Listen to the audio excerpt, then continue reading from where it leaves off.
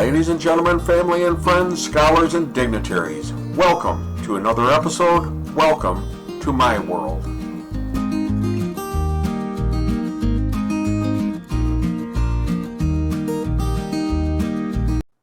So, if I were to ask you the following questions, how would you answer? Do children who complete high school do better or worse in life than those who drop out? Do youth who get into drinking and drugs do better or worse in life than those who don't? And do youth who have a strong attachment to their families, who have love and parental attention, do better in life than those who don't? Yes, these are common sense questions, but too often we overlook the significance of their influence. Well, one excellent breakthrough for parents has been the publication of at least 100 different studies on the risk and protective factors model of youth development. The research demonstrates that the more risk factors that an adolescent or teenager has, for instance, being subjected to negative peer pressure, the greater the chance to be involved with negative behaviors, such as alcohol and drug abuse, early onset sexual activity, dropping out of school, even crime and violence.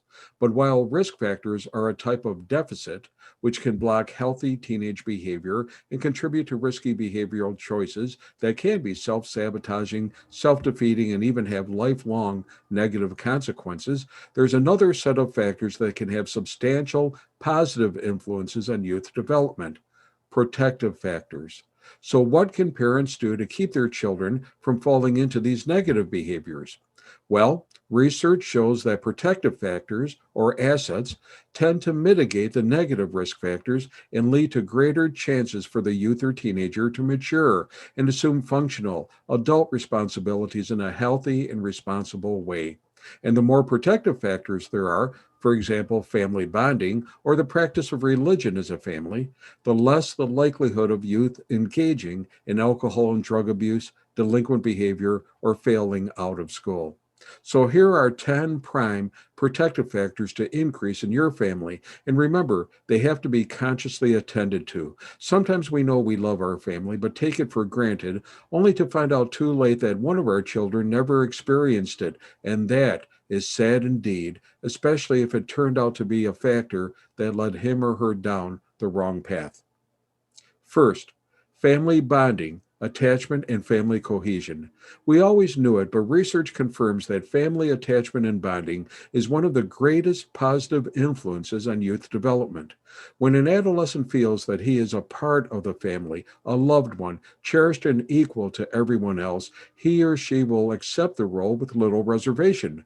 Of course, by nature, there will always be testing. A teenager will buck at the chores or object if not permitted to stay out late with his friends, but overall, the long-term repercussions are so much less testy when there is good, strong family bonding, when a child really feels he is a part of the family, that this is my family. Second, healthy beliefs and clear standards of behavior. Children are too often given mixed messages in our society, especially by the media, by television, and social media. I was just watching a commercial the other day that was teaching teens to be independent, not by teaching them functional responsibility, but by teaching them rebelliousness, saying no to authority, and outright defiance. We have relegated television and commercials to teaching our children on how to live. Teens do need constancy in knowing the rules, and the rules do need constant repeating. It's called planned redundancy, to let the teen know that the rules haven't changed and that the teens are still obligated to follow the family rules, actually, as their parents are too. Family rules also give definition and expectations to the youth, and this is so important. They haven't yet matured and still need guidance and expectations, even if they don't think so. Third, commitment to school and to academics and academic achievement.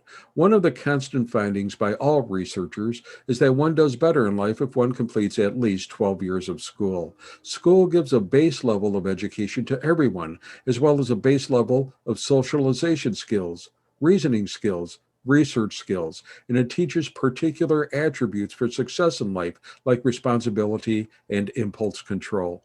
And think of those years of expertise as the teachers help youth, especially through those turbulent teen years. But the key is not to make youth go to school unwillingly, but to help them see the advantages and make a personal commitment both to school and for academic achievement, to help them develop an internal locus of control to like school and to be school positive. Fourth, help your youth develop attitudes and values against drinking and drug use, against crime and violence, against gambling, against early onset of sexual behavior, and help them develop a belief in what is right and wrong and an orientation to positive moral behavior and action. Teens need to know that behaviors have consequences, even moral behaviors. And by setting the stage, while parents cannot guarantee their behavior, it gives your teens a little more emphasis and understanding into behavioral expectations, and that's a powerful protective factor.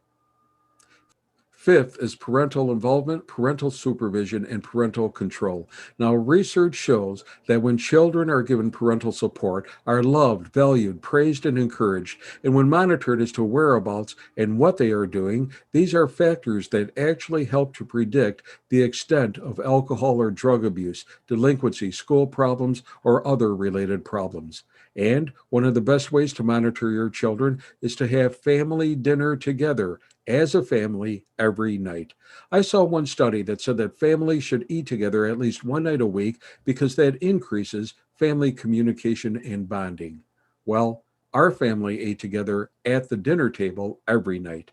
And if you really want to know what's happening in your children's life, you should do the same. Sixth, altruism and caring about other people's feelings. Altruism, the spirit of reaching out to help others, usually at some cost to ourselves, takes us outside of ourselves and gives us a moral compass for the world. Altruism is the spread of kindness, and that's a core element needed throughout society. Even William James, the father of American psychology, said that of all the personal characteristics needed, kindness was the most important. Seventh is appropriate friendship making skills and peer orientation. Again, research shows that when your children have non drinking, non smoking, and non drug using friends, and when they respect the opinions of their parents over their peers, they are less likely to engage in inappropriate behavior. And of course, this is common sense. When your circle of friends are into juvenile delinquency, there is a strong pressure for your child to be drawn in as well, even if at first as a non participating spectator, but it's only a matter of time until they cross that line. On the other hand, good friends provide one of the best experiences for teens as they are growing up and learn their way around a complex and even confounding world. The eighth protective factor is opportunities and recognition and rewards for pro social involvement at school and in the community. Our children need recognition, not the ego driven false praise, but they need opportunities to express themselves in appropriate and monitored ways and rewards for when you catch them doing something good. I remember one story of a teen who was in and out of trouble. And when you look at his family history, you could see that he was always criticized, always faulted by his parents. And as hard as he tried, he could never win their approval. So one day he just quit and said that it wasn't worth it anymore and he was just going to do his own thing. You could almost predict that this was going to happen. He was set up to fail because no matter what he did, no matter how hard he tried to please them, no matter how much he cared about them and what they thought, all they did was complain and condemn until he just gave up. And that brings us to the ninth protective factor, having at least one other positive adult role model in a child's life. You know, one of the most overlooked but most important things in a child's life might be a grandmother or a grandfather. They can teach what they've come to know through their years of experience. They can spend time, certainly not rush to get to work if they're retired. They can give a stability that adds to the family history and lore, and that's something the child can be proud of. Grandparents can be a treasure, especially if a family is otherwise emotionally bankrupt. And the 10th protective factor is perhaps the most important of them all. If you really want to raise children with a self discipline and a strong moral compass, you need to provide religious and spiritual upbringing. Otherwise, at the very least, you're leaving them to the fates, to pop culture, to the media, to the whims and fancies of modernism.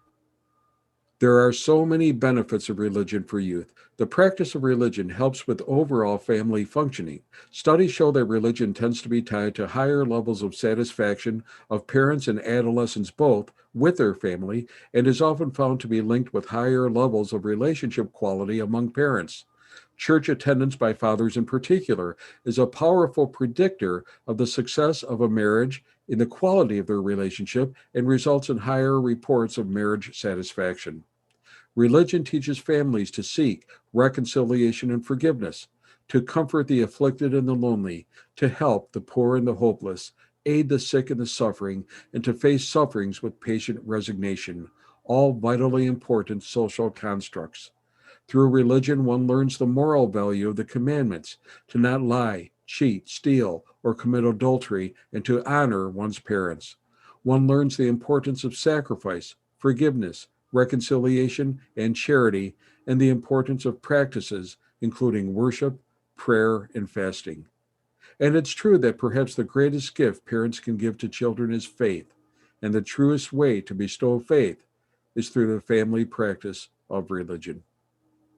So these are the protective factors that, if monitored and enhanced, are positive influences on youth development and tend to help your children avoid falling into self-defeating, self-sabotaging behaviors and grow up as healthy, responsible, and mature adults.